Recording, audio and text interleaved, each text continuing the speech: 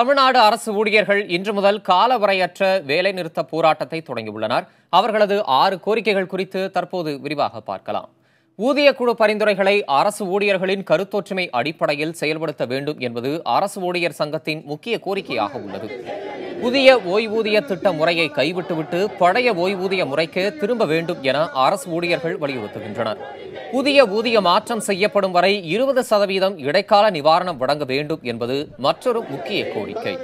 சிறப்பு காலமுறை ஊதியத்துக்கு பதிலாக வரையறுக்கப்பட்ட ஊதியம் மற்றும் ஓய்வூதியம் வழங்க வேண்டும் என்றும் அரசு ஊழியர்கள் கோருகின்றனர்.